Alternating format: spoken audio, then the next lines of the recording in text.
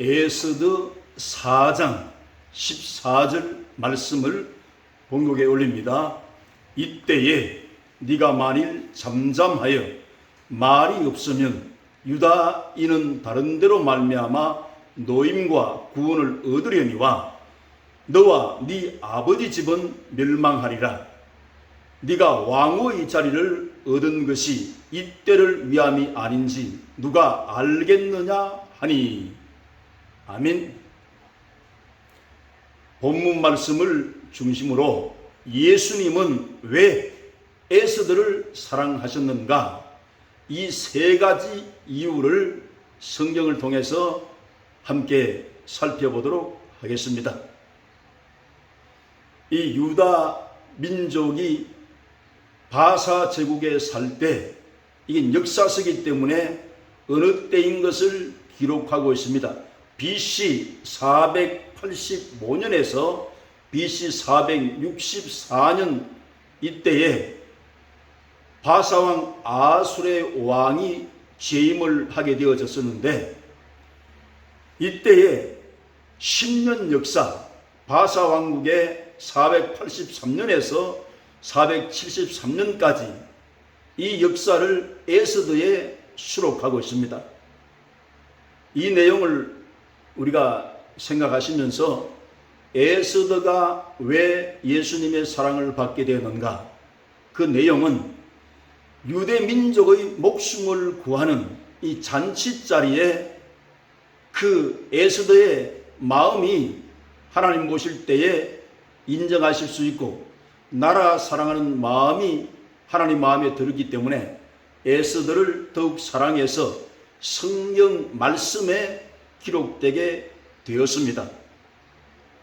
이 에스더의 잔치는 2번 열리는데 참석한 사람은 3사람이었습니다. 바사왕 아술의 왕과 그의 신하 하만과 에스더였습니다. 이 2번 잔치를 열었지만 여기에 민족을 구하는 목적 있는 잔치였기 때문에, 그래서 이 잔치가 하나님 보실 때에 좋은 잔치라고 말씀드릴 수가 있겠습니다.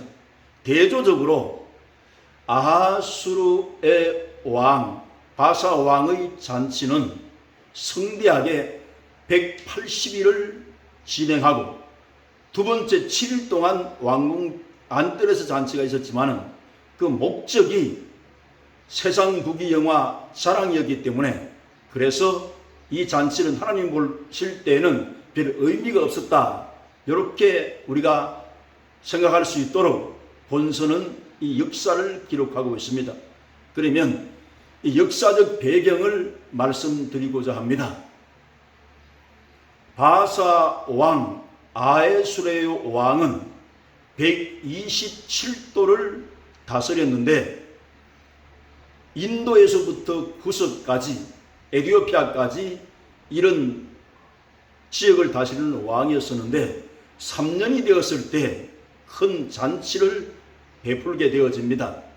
그래서 신하들과 그 귀족들을 불러 모아서 잔치를 벌리는데, 메대와 바사의 군대 지휘관들과 귀족들과 총독들을 불러놓고 180일간 잔치가 열렸다는 것은, 이 잔치의 목적이 아하수르 왕의 부귀와 공명과 영화가 얼마나 크다는 것을 만천하에 다 알리기 위한 목적이 있었다고 그렇게 기록했는데, 이 말씀이 포인트가 되는 말씀입니다. 180일이 끝나자 이제는 수산 도성에 백성들을 모아서 잔치를 더 진행을 했는데, 그게 잔치의 호화스러운 모습을 성경은 이렇게 기록을 하고 있습니다. 화려한 휘장과 백색과 청색과 녹색의 휘장을 아마와 자줏빛 비단으로 그것을 꼬아서 은고리에 걸어서 대에서 큰 기둥에 이렇게 메어 달아 놓았다는 것은, 그 영화가 영화롭고 이렇게 부귀 영화 공명을 상징적으로 보여주듯이 이런 잔치의 휘장을 보면서 그 아름다움을 우리가 느낄 수 있도록 그렇게 성경에는 묘사하고 있습니다. 그 왕궁 앞마당 바닥에는 화반석, 꽃의 무늬가 있는 돌을 놓고 백색과 흑색과 운모석을 깔아놓았기 때문에 이렇게 왕궁의 공사가 화려하게, 누가 봐도 요즘 말로 럭셔리하게 아주 볼 때 기분 좋게 그런 단장이 되어 있었고, 여기에 금의자를 놓고 은의자를 놓았다고 말한 것은 부귀가 얼만큼 크다는 것을 증명하는 것이고, 그 테이블 위에 금잔을 놓았는데 그 당시에 예술가들이 아주 세밀하게 정교하게 이렇게 만들어서 크고 작은 모양이 다채로웠더라, 그렇게 표현해 주고 있습니다. 그런데 그게 작은 잔도 놓았는데 술이 취했을 때 그 작은 잔으로 마무리할 수 있도록 이런 배려가 있었고, 왕이 관리관들에게 지시를 해서 자유분방하게 이 술을 마실 수 있도록 왕궁의 예법대로 하지 않도록 그렇게 지시를 내렸습니다. 그래서 누구나 와서 즐기며 기뻐하며 이 잔치에 그 기쁨을 누릴 수 있도록 이렇게 왕이 잔치를 배설하도록 그렇게 지시를 했었습니다. 그런데 그때 7일 동안 왕녀들을 위해서, 왕궁의 궁녀들을 위해서 왕후 와스디도 왕궁에서 7일 동안 잔치를 열게 되었습니다.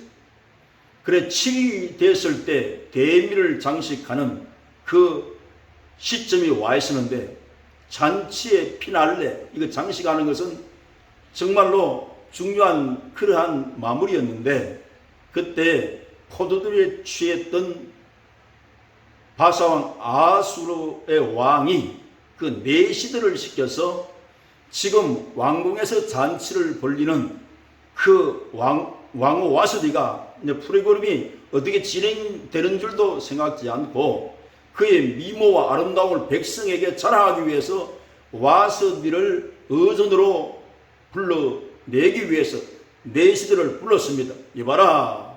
그래 내시들이 그 왕 앞에 왔어요.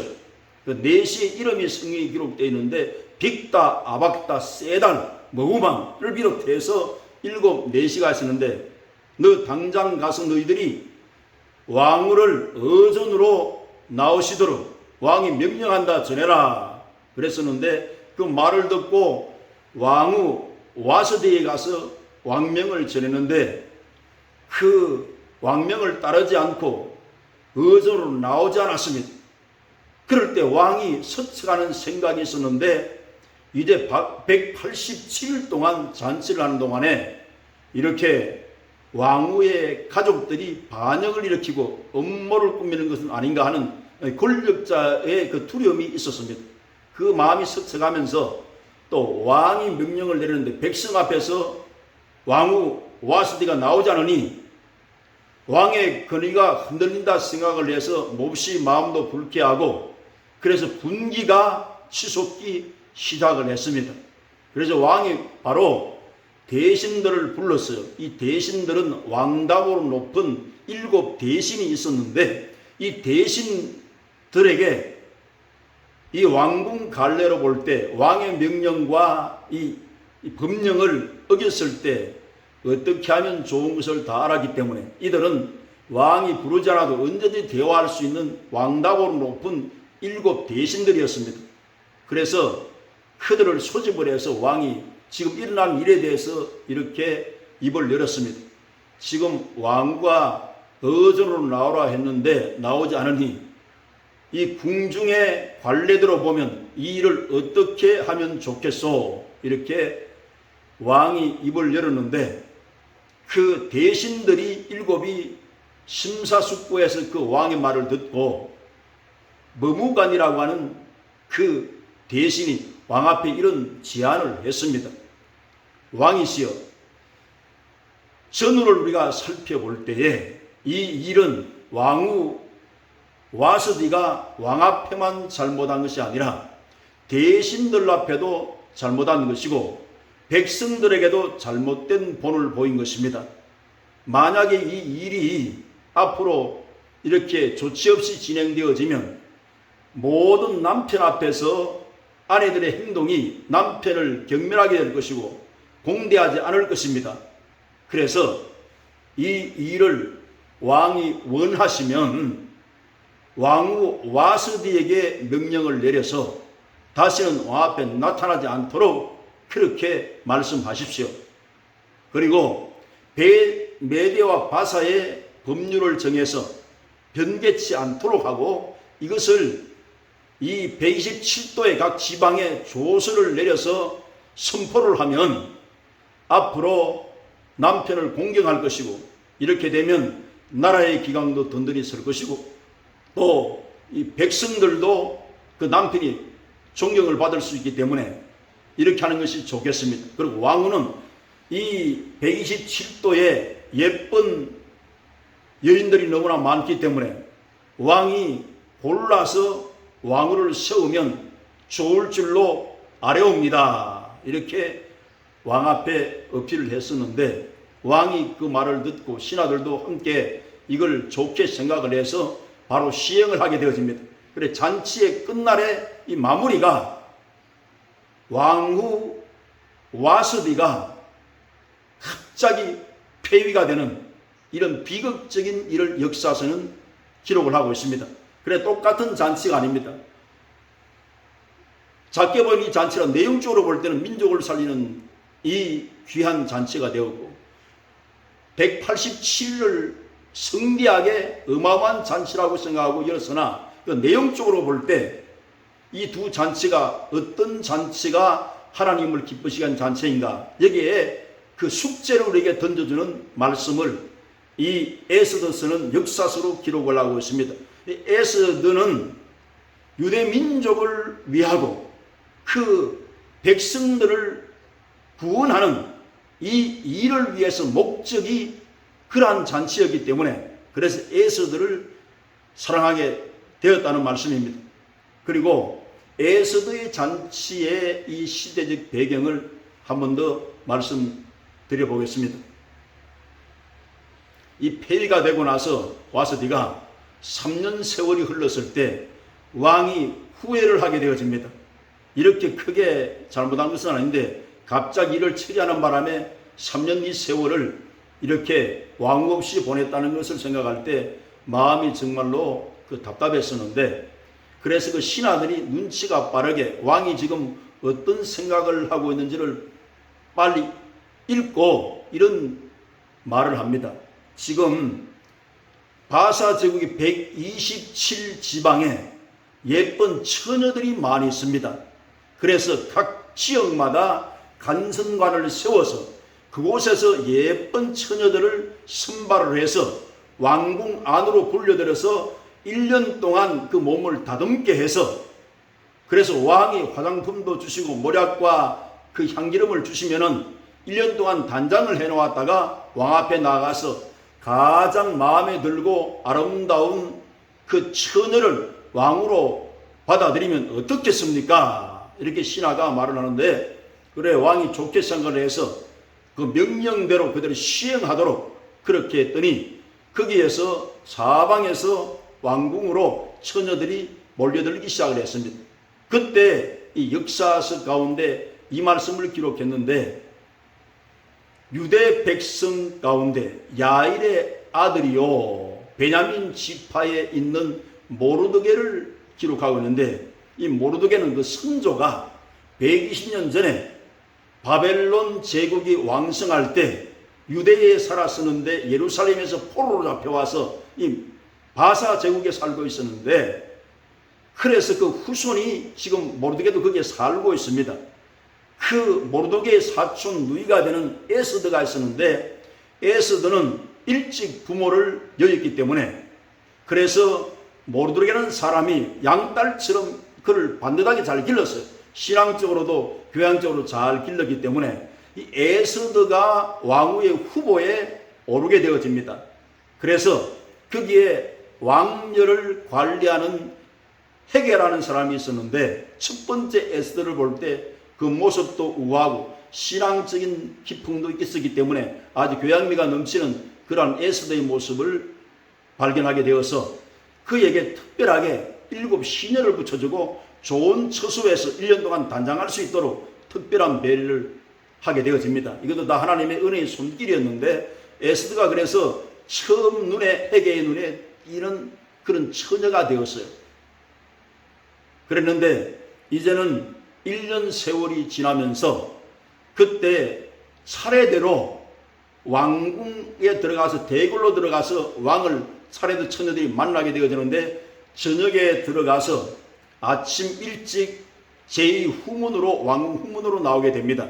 그때 간택을 받은 사람은 왕후가 되지만 그렇지 못한 처녀들은 평생 동안 그 첩을 관리하는 내시가 있었어요. 왕녀를 관리하는 그들의 보호를 받으면서 일평생을 왕궁에서 지내게 되어지는 그러한 운명을 맞이하게 되었다는 것입니다. 이것이 바사 제국의 그 당시에 그 왕궁 질서가 그러했고 제도가 그러했다는 것을 우리 역사를 통해서 이해할 수가 있는 겁니다. 그때 에스더의 차례가 되었었는데 헤게가 그랬어요. 헤게가 주는 옷을 입고 왕 앞에 섰습니다. 그 전에 처녀들은 자기 개성미를 살려서 그렇게 왕 앞에 나가는데 헤게가 시키는 대로 한 것에 대해서 이렇게 좋은 헤게의 말을 듣는 것이 큰 그 좋은 일을 생겨나게 하는 것입니다. 왜인가 하면 이 왕녀를 관리하는 헤게는 궁중에서 오랫동안 왕녀를 관리해왔기 때문에 지금 아수르의 왕이 어떤 마음인 것도 빨리 읽고 그가 좋아하는 스타일을 알고 있었어요. 그래서 그 옷도 지정해 주어서 그 옷을 입고 들어갔고 그랬는데 에스더를 보는 순간에 왕이 마음이 사랑하는 마음으로 사로잡혔어요. 그래서 많은 처녀를 뒤로하고 에스더를 왕으로 인정을 해서 와서디 다음으로 이제는 아수르의 왕후가 되어집니다. 그래서 면류관을 씌워주면서 그래서 왕의 마음에 들기 때문에 그 왕궁에 잔치를 열게 되고 127지방에 면세를 해주고 또 선물을 주었다는 것은 그만큼 에스더가 마음에 흡족한 왕으로서 선발이 됐다는 것을 성경은 말씀하고 있습니다. 이때에 에스더가 왕후가 된 후에 모르드게는 그 궁궐 문지기로서 직무를 수행하게 되는 이 일을 맡았어요. 그런데 에스더가 왕후가 된 것에 불만을 품은 내시가 있었는데 이 두 사람이 왕을 암살하려고 하는 계획을 세우는 것을 눈치 빠른 모르드게가 보게 되어집니다. 그래서 왕 앞에 알리기 위해서 에스더에게 그 말을 전했더니 에스더가 왕 앞에 그 일을 알려주므로 그 뒷조사를 해보니까 이거는 뭐 역모가 확실한 거예요. 그래서 이 두 내시를 십자가에 매달아서 처형을 하게 되어집니다. 그러고 난 후에 궁중 일기에 이 모르드게의 일을 왕을 죽음에서 건진 그 일을 소상하게 기록을 해서 역사로 남게 되어지죠. 그랬었는데 그런데 이제 아수르 왕이 그 나라의 2인자를 삼는데 대신 가운데 하만이라는 사람을 선택해서 왕답으로 높은 권위를 주게 되어집니다. 역사서는 이것을 기록하고 있어요. 여기에 이 하만이라는 사람은 그 아말렉 사람으로서 아각 왕의 후손이요 유대인과 원수가 된 그러한 아말렉 사람인데 그 아말렉을 대신해서 실제로는 하만이 그 옷을 입고 나타난 것이라고 봅니다. 그래서 이 말씀이 왜 중요한가 하면 포인트가 되는 말씀인데 출애굽기 17장 16절에 여호와 하나님께서 아무렇게 맹세하지 않습니다. 내가 여호와 하나님이 맹세하기를 이스라엘 백성들에게 나는 세세토록 아말렉과 함께 싸우리라 하였더라 이렇게 기록이 되어 있어요. 그래서 아말렉은 하나님 백성을 대적하는 그러한 일이 일어날 것을 예시해주고 있는 겁니다.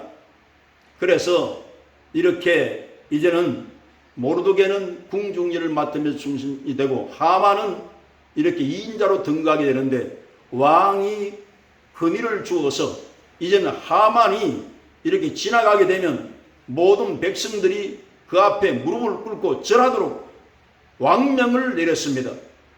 그래서 이 일이 실행되었었는데 왕궁 문지기로 있는 이 모르드게는 그 왕궁 문으로 들어갈 때 하만만이 절을 안 해요. 그러니까 하만만이 아니고 모르드게죠. 모르드게가 절을 안 해요. 그래서 하만의 마음에 몹시 괴로웠습니다. 왜 절을 하지 않지? 이런 생각을 가지고 있었는데 신하들을 시켜서 물었어요. 신하가 모르드게에 그랬습니다. 왜 왕명을 어기고 절을 하지 않습니까? 이 일을 계속 이렇게 왕명을 어기면 끝까지 견딜 수 있을 것 같아요. 이런 마음으로 질문을 던졌는데 그래서 모르드게가 자기 정체성을 확실하게 밝힙니다. 나는 유대인으로서 어찌 사람을 숭배할 수 있겠소? 이 말씀은 그 출애굽기 말씀 보면 십계명에도 나 외에 다른 신을 두지 말아라. 너를 위해 우상을 만들지 말아라. 그 앞에 절하지 말아라는 것은 어떤 인간도 숭배의 대상은 될 수 없다는 거예요. 그냥 인사하는 것이 아니라 숭배의 대상이 될 수 있는 것은 권위를 주어서 그를 숭배하라는 뜻과 같기 때문에 그래서 거부하는 것이다. 이렇게 의사표명을 확실히 해주었으니까 하만이 이 이야기를 신하를 통해 듣게 됩니다. 그래서 더 미움을 사게 되었어요. 그래서 그 마음속에 생각이 들어온 것이 아니다. 이게 하만 모르드게 이 한 사람만 멸할 것이 아니라 지금 바사 제국의 127지방에 흩어져 있는 유대인을 모두 다 말살하리라 하는 생각을 가지고 바로 아에스로 왕이 12년 즉위를 할 때에 그때 1월 달에 부르라고 하는 이 제비 뽑다는 주사위를 던져서 12월 13일 날 유대민족을 완전히 없애버리겠다는 그런 마음의 결심을 갖고 계획을 가지게 되어집니다. 이 에스더가 왕후가 될 때는 아에스로 왕 7년째 10월 달에 왕후가 되었고 그 간격이 있어요. 그러는데 이 일을 거사를 벌이기 위해서 아에스로 왕을 하만이 찾아갑니다. 가서 왕이요, 지금 이 나라 127지방에 왕의 법도와 풍습을 따르지 않고 그들만이 행동하는 민족이 있는데 이 사람들은 독특합니다. 그래서 이 사람들은 제국에 도움이 안 되기 때문에 이 사람들을 다 처단해버리고 그 재산을 물수에서 빼앗아서 왕의 그 재산으로, 사유재산으로 제가 그렇게 관리를 해드리겠습니다. 이러는데 왕이 하만이 충성된 사람인 줄로 생각을 하고 왕이 인장반지를 빼주면서 나는 은은 필요 없어 네가 관리를 해라. 그럼 그 인장반지를 빼줬기 때문에 그 인장반지에 도장을 찍어서 조서를 내려서 이제 전국 각도에 127지방에 유대인들을 다 말살하기로 작정을 하고 이 조서가 사방으로 퍼져나가는데 유대인들이 이 비보를 듣자마자 땅에 뒹굴며 금식을 하며 땅을 치며 울며 이 나라가 술르기 시작을 했어요. 그 소식을 누가 들은가 하면 모르드게가 듣습니다. 이거 민족이 다 멸망하게 된 이 큰 위기가 왔기 때문에 그냥 가만히 있을 수가 없어요. 그래서 오늘 본문 말씀은 그 에스더 왕후와 모르드게가 서로 대화를 하면서 교통을 하면서 이렇게 설득하는 내용입니다. 이때면 어느 때입니까? 민족이 위기가 되고 좀 죽음을 당하게 된 이 조서가 선포된 이때죠. 네가 만일 잠잠히 말이 없으면 아무 말도 하지 않고 가만히 입 다물고 있으면 그 말입니다. 유다인은 다른 데로 말미암아 노임과 구원을 얻으려니와 이 말씀은 이 모르드게의 신앙은 유대인들은 전멸할 수가 없는 것은 유대인 가운데 메시아가 나기 때문에 다른 사람을 통해서도 우리 민족을 하나님이 구원하시겠지만 그러나 가만히 있으면 너와 네 아버지 집은 멸망하리라. 네가 지금 이렇게 묵묵하게 말하지 않고 있다고 그게 좋은 일을 하는 것이 아니라 네가 왕고의 자리에 앉게 된 것은 이때를 위함이 아니지 누가 알겠느냐. 왕 앞에 아래서 이런 일이 벌어졌다는 것을 왕 앞에 알아야 된다. 이렇게 설득을 한 겁니다. 그런데 그때 왕궁의 법도가 왕이 부르지 않았는데 그냥 왕 앞에 나서는 것은 금호를 내밀지 않으면 바로 죽음을 당하기 때문에 이런 난관이 있었는데, 그래서 지혜로운 이 에스더가 모르드게이 그랬습니다. 제가 그렇게 행동하도록 하겠습니다. 그래 순종의 마음을 가지면서 이렇게 했어요. 수산 그 도성에 있는 유대인들에게 전부 아뢰어서 금식을 3일 동안 하도록 하십시오. 저도 죽으면 죽으리라는 마음을 가지고 금식을 하겠습니다. 그 3일 금식이 끝이 나고 예복을 단정하게 입고 왕궁 뜰 안으로 들어가는데 왕이 이 에스더의 모습을 봐요. 너무나 사랑스럽고 귀한 에스더였기 때문에 30일 동안 지금 부름을 받지 못했는데, 그래서 에스더가 왕 앞으로 나아가니 왕이 왕의 그 금호를 내밀었습니다. 그래서 금호 끝에 손을 댔는데 이건 오케라고 하는 신호거든요. 그래서 첫 번째 이 왕의 입술에서 나오는 그 말씀이 이런 겁니다. 에스더여, 너에게 무슨 소원이 있느냐? 그 기도의 결과로 지금 이렇게 그 왕이 말하는 거죠. 나라의 절반이라도 줄 테니 말하라. 그랬습니다. 그때에 에스더가 오늘 왕을 위해 잔치를 베푸는데 그 하만이라는 사람과 함께 동행을 했으면 좋겠습니다. 그때 말씀을 드리겠습니다. 이렇게 했어요. 그래서 이 왕후 그 에스더의 말을 듣고 왕이 시단을 시켜서 하만을 불러왔어요. 그래서 같이 자리에 앉아서 이 아하수에로 왕이 포도주를 마시면서 에스더여, 내게 소원을 말하라. 나라의 반이라도 주겠다 그랬습니다.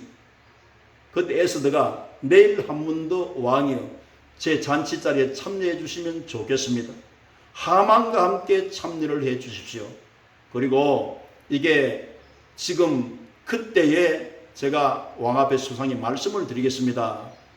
이랬더니 하만이 기분 좋게 돌아가면서 왕의 그 잔치, 왕후가 차려놓은 그 잔치에 부름을 받았다는 것이 너무나 기쁘고 또 영광스러워서 그 마음을 품고 대궐 문을 빠져나가려 하는데 대궐 문지기였던 이 모르드게가 꼿꼿이 서 있으면서 절을 하지 않습니다. 이 사람 보면 행복이 도망가는 것 같았어요. 하만의 마음속에.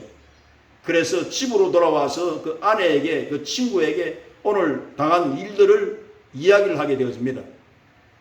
왕이 정말 저를 너무나 이렇게 관심을 가지고 왕후의 잔치 오늘도 초대를 받았는데 내일 또 2차로 초대를 받았으니 이것이 얼마나 영광스러운 일이냐. 이 제국에 나온차 초대를 받아서 이렇게 왕 앞에서 셋이 잔치를 한다는 것은 정말 이건 대단한 일이라고 그렇게 이야기를 하고, 그런데 내 마음 가운데 하나 늘 마음에 상한 마음이 있는 것은 이 모르드게는 유대인이 있는데 이 사람은 나 앞에 절하지 않으니 이게 마음에 정말로 마음에 들지도 않고 분노를 일으키는 그 모르드게에 대해서 이야기를 했을 때 아내가 듣고 그랬어요. 이런 사람 부끄럽게 나무에 달아 죽여야 됩니다. 왜냐 하면 지금 유대민족 전체를 멸하도록 허락을 받아가 조서까지 나가는데 이 사람 하나 제거하는 것은 이건 쉬운 일이기 때문에 내일 왕후의 잔치를 기분 좋게 참여하기 위해서 미리 장대를 세워놓고 그 사람을 처벌하고 장대에 달아놓고 편안한 마음으로 잔치를 참여하라고 이렇게 아내가 말을 했습니다. 그날 밤에 왕궁에서는 아수르의 왕이 잠이 오잖아요. 이 잠이 오지 않는 것도 하나님께서 배후에서 승리하는 것이라고 우리는 그렇게 이해를 할 수가 있습니다. 그래서 왕궁 일기를 이렇게 넘기면서 읽어보는데 이 모르드게의 이 사실이 발견되어집니다. 왕이 암살을 당하려고 했는데 이 사람의 도움으로 이제 생명을 구원하게 되었으니, 내가 살아나게 되었으니, 그래서 참 감사한 일인데 그 신하들을 불렀어요. 지금 모르드게가 이런 큰 공을 세웠는데 관직을 주어서 높이거나 또 아니면 상을 준 적이 있느냐? 없습니다. 그래, 알았다. 그러고 나서 이 하만이 생각을 할 때 오늘은 좀 잔치 시간보다 좀 일찍 가야 되는 생각을 품은 것은 빨리 모르드게를 나무에 달아놓고 편안하게 이제 왕의 자리에 참여하면 참 좋겠다는 생각을 가지고 왕 앞에 나섰는데 왕이 하만을 보면서 그랬어요. 내 신하 가운데 지금 높여야 될 사람이 있는데 어떻게 하면 좋겠느냐. 그래서 하만이 큰 착각을 불어일으키고 있었는데 나 외에 누가 더 이렇게 높은 자리에 올라서 칭찬을 받을 사람이 있겠느냐. 그런 생각을 가지고 그럼 이렇게 하면 좋겠습니다. 왕이 입었던 옷을 그 사람에게 입히고 왕의 말에 태워서 면류관을 그 사람에게 씌워서 그리고 그 말꼬피를 잡고 왕이 높이고자 하는 사람은 이렇게 상을 줍니다 하고 수상 그 성중을 돌면서 외치면서 그렇게 하면 어떻겠습니까? 이랬더니 왕이 그렇게 말을 했습니다. 너 말 한마디 빠지지 않고 그렇게 진행을 해라. 그러면서 내 신하 가운데 충성된 모르드게가 상을 받을 사람이니라.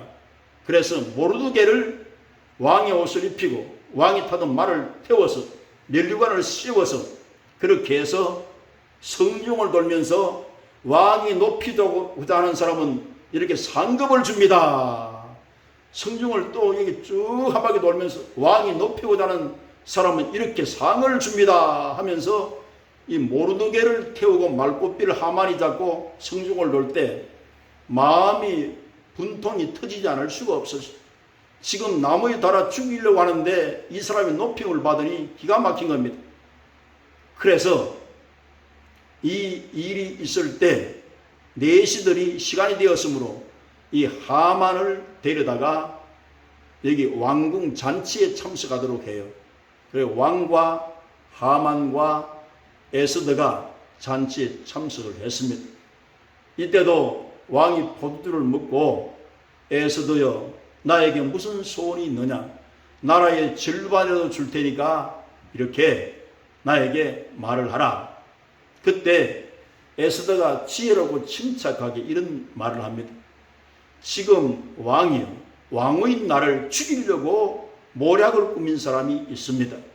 그리고 나의 나라는 유대 나라인데 그때까지 유대인의 말을 한마디도 하지 않은 것은 이 모르드게가 그렇게 하라고 이야기를 했기 때문에 마음에 담고 말을 하지 않았었는데 이 에스더는 유대인이었기 때문에 그래서 왕이 깜짝 놀랍니다. 누가 너를 죽여? 이 권세자 앞에서 그런 마음을 가지게 되었었는데 유대 민족을 전체를 말살하기 위해서 계략을 꾸미고 다 죽이려고 작정한 사람이 있습니다. 그랬더니 왕이 그 사람이 누구냐 그랬습니다. 옆에 있는 하만입니다. 이렇게 확실하게 말을 해두었더니 왕이 충격을 받아가지고 그 자리에 벌떡 일어서가지고 왕궁 뜰로 나갔습니다. 그래서 마음을 진정하려고 해도 진정이 안 되니 다시 그 잔치자로 돌아오는데 그 순간에 에스더에게 하만이 죽었다는 이제 생각을 가지고 무릎을 꿇고 빌려고 하면서 이 몸을 숙였는데 그 모습이 에스더가 침대 위에 이게 누워있고 그 위에 이렇게 몸을 엎어지는 그 모습을 보고 왕이 이렇게 크게 호령을 칩니다. 네가 지금 왕이 앞에 있는 궁궐에서 내 왕후를 급탈하려고 드느냐 이렇게 크게 외칠 때에 내시들이 급하게 달려들어서 경원과 같이 그냥 입을 틀어막고 하만을 밖으로 끌어내버렸습니다. 그때 내시 중에 하나가 이런 말을 하는 게 역사의 섭리가 참 묘합니다. 지금 모르드게는 왕의 충신이 있는데 그 충신이 하만이 지금 죽이려고 자기 집에 교수들을 세워놓고 23m 그 통나무로 이렇게 모르드게를 달려고 지금 준비하고 있습니다. 그런 말을 덧붙여 할 때 왕이 더 이상 참을 수가 없었어요. 당장에 이 하만을 그 23m 통나무 끝에 달아라. 왕명이 떨어지자 바로 시행을 해가지고 그날에 하만은 죽음을 맞이하게 됩니다. 이게 놀라운 반전이요, 이 역사의 물줄기를 하나님이 붙잡고 계시다는 것을 증명하는 일인데, 이런 일이 있었습니다. 그래서 그날로 이 에스더에게 하만의 집에 있는 그 모든 재산을 에스더에게 주고, 그리고 에스더가 그랬어요. 지금 이 민족이 다 죽게 생겼는데 조수가 먼저 나가기 때문에 이것을 막을 길이 없습니다. 그러니까 이 모르드게에게 인장반지를 빼주면서 다시 조수를 써서 유대인을 한 사람도 다치지 못하게 하고, 그를 대적하는 사람들은 거기 본인으로부터 시작을 해서 그 처자까지 다 죽여버리라, 이렇게 왕명을 기록을 해서 조서를 써가지고 파발마에 태워서 이걸 다 전국 각지로 보내게 되어집니다. 127도에. 그래서 이 역사서를 가만히 보면 그의 12년 되었을 때 12월 13일 날 수산 도성에 있는 그 유대인을 해치려고 했던 사람 500명을 죽이고, 그 다음 날은 골라서 또 300명을 죽이고, 전국 각처에서 이게 127도에서 7만 5천 명을 유대인을 도전하는 사람들을 다 죽여버린 역사가 이 역사서, 역사서 구약에는 12권인데 맨 마지막 부분이 되는 그 수록한 순서로 봐서 에스더의 이거 역사실록을 진실하게 기록을 했습니다. 그래서 이 날을 불임절이라는 기념일로 세웁니다. 그래서 12월 14일을 기념날로 정하고 14일과 15일을 잔치를 열고 음식을 나누면서, 그래서 이 날을 기념하는 날로 정했는데, 이것이 에스더의 역사입니다. 에스더서에 나타난 이 역사를 보면 하나님의 백성들은 언제나 불리한 것 같지만 기도하면 유리하도록 역사의 물줄을 바꾸는 하나님이시라는 것을 에스더를 통해서 우리가 알 수가 있는데, 에스더는 민족을 구원하기 위해서 기도하는 사람이었기 때문에 이렇게 에스더를 사랑했다는 것을 성경의 역사서에 기록하고 있습니다. 두 번째는 이 높은 자리에 있었어요. 왕후가 되었다는 것은 높은 자리에 있는 것인데, 이 높은 자리에 있으면서 목숨을 내놓는 이 영성은 예수님이 십자가의 사랑을 가지고 희생해서 죽으실 때 만왕의 왕이신 예수님, 가장 높으신 예수님이 인간의 몸을 입고 십자가에 내려가셔서 그 처형을 당하셔서 죄와 질병과 저주와 사망 같은 인생을 구원하기 위해서 죽음을 치르시는 희생의 정신과 예수님의 마음이 꼭 닮았다는 겁니다. 그래서 이 말씀을 에스더에 기록한 것은 어느 성경이든지 주제는 예수님입니다. 그 예수님의 이야기를 에스더를 통해서 하기를 하나님은 원하셨어요. 그래서 이 구약 성경에 에스더가 필요한 겁니다. 이걸 닮았기 때문에 사랑을 했고, 그 다음 세 번째는 예수님이 오시는 통로를 열어주는 결과를 가진 여인이기 때문에 역사서 속에 에스더라고 하는 이름을 기록해서 성서를 이렇게 만들게 되었습니다. 그러니까 하나님 말씀 속에 에스더 여인의 이야기를 여기에 기록한 것은 역사를 이어갈 때 메시아는 반드시 구약의 약속대로 유대인에게서 나옵니다. 그래서 유대인 가운데 예수님이 오시는 것을 막기 위해서 영적으로 보면 사탄의 길을 정말 막았었는데, 그래서 사탄의 존재는 영적인 존재이기 때문에 우리가 여기서 이해를 하고 넘어갈 필요가 있어요. 예수님께서도 사실 금식기도 하시고 시험산에서 사탄이가 이 경배하는 부분에 대해서 신중하게 다룹니다. 천하만국 영광을 버리며 가로되 내게 절하면 이 모든 영광을 네게 주리라.